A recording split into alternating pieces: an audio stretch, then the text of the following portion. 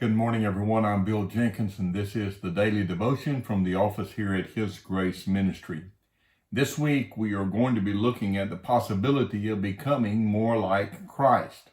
Our scripture comes from Paul's writing to the church at Corinth. In 2 Corinthians chapter 3 and verse number 18, Paul wrote this. He said, "But we all, with open face, beholding as in the glass the glory of the Lord, are changed into the same image from glory to glory, even as by the Spirit of the Lord." And then again in Romans 8 and verse number 29, Paul makes this statement, "For whom he did foreknow, he also did predestinate to be conformed to the image of his Son, that he might be the firstborn among many brethren." As I view Christianity in our day, I see two extreme views when it comes to discipleship or spiritual growth. One view states that we must work ever so hard to obtain that which the Bible says is freely given unto us, namely salvation through the Lord Jesus Christ and our acceptance of Him as Lord and Savior. The other extreme is to say that we are saved and that we are to rest in that assurance and do nothing about spiritual disciplining our lives or our lifestyle to become more like Christ. Both of these opinions, in my opinion, are wrong.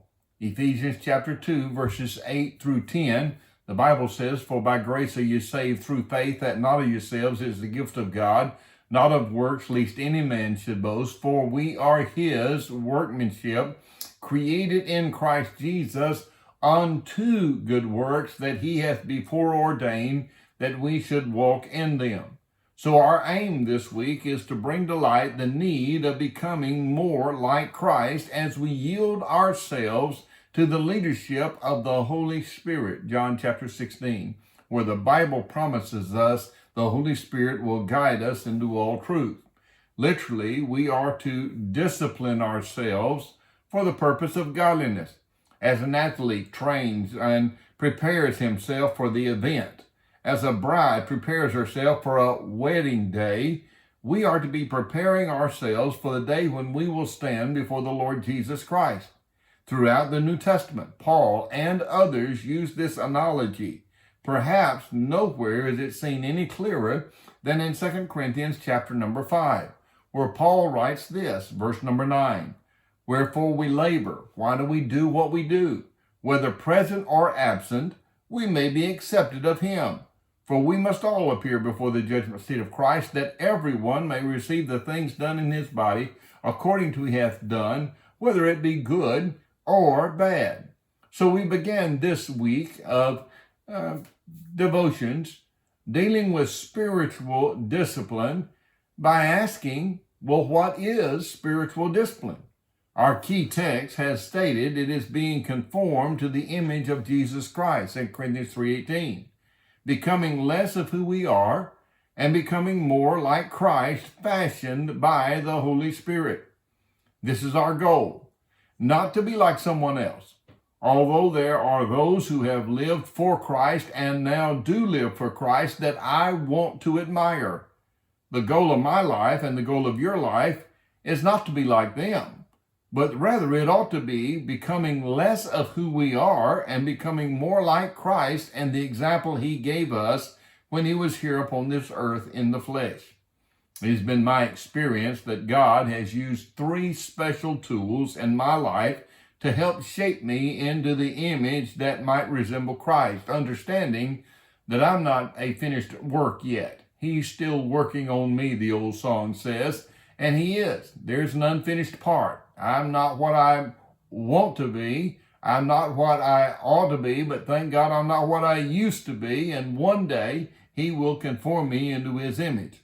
The first of these tools that God has used in my life has been others. Proverbs 27:17, the Bible says, "Iron sharpeneth iron, so a man sharpeneth the countenance of his friends." God has used so many through the years to grind off the rough, sharp edges of my life in order to make me more like Christ.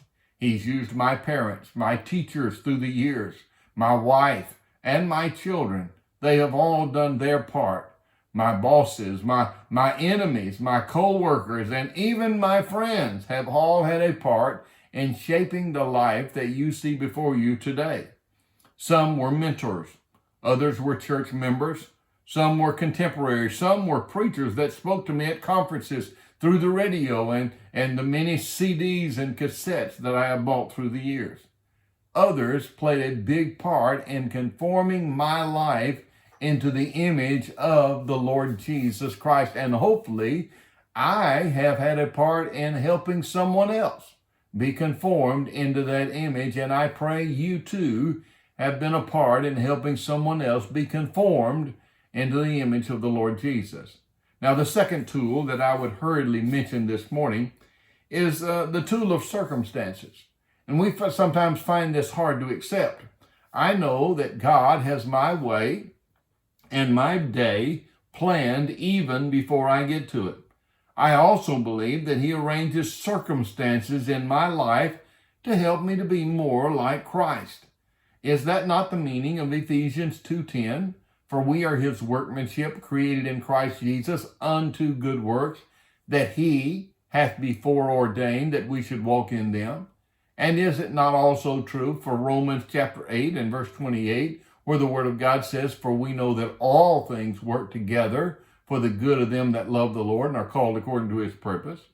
God is using things in our world to prepare us for His world. The death of a loved one, the accident that causes loss of limb, the family pressure, the financial failure, the physical decline, and even the weather, which, while they're not planned by God to hurt us, they can all be used for our benefit to change us into the image of Christ. And then there's a third thing. Not only others, not only circumstances, but I would hurry on to say that I have seen God use in my life and in the lives of others spiritual disciplines to be more like Christ. 1 Timothy 4:7, Paul writing to young Timothy said this, but refuse profane and old wives' fables, and exercise thyself unto godliness. Paul's admonition to young Timothy. Exercise yourself unto godliness, unto the things of God. The NSAB version of the Bible renders this verse, discipline yourselves for the purpose of godliness. There are some things that I need to do daily in my life that are going to make me more like Christ. Now, the first two we talked about, others and circumstances, they work from the outside in. This is a discipline that works from the inside out. The more time I spend with the Lord, the more I will look like the Lord. I remember the Old Testament scripture that said that Moses went into the presence of the Lord and received the 10 commandments. And when he came down, his face shone so much that the people were afraid of him. I don't think we need to make our people afraid of us. But I do believe that if we spend enough time with the Lord, there will be a change in our countenance. And the people will be able to know that we have been with the Lord Jesus Christ. Think of spiritual exercises and disciplines as physical exercises. To spend time in physical exercise, one's body changes over that period of time.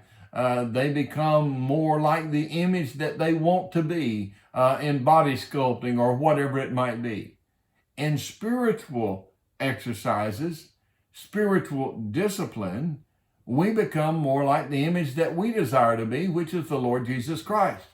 The more time I spend in worship, in prayer, in Bible study, and in witnessing is going to have its effect on my life. I am going to cultivate a spiritual body that will be resembling that of the Lord Jesus Christ. C.H. Spurgeon stated it this way, I must take care, above all, that I cultivate communion with Christ. For though that can never be my basis of my peace, yet it will be my channel of it.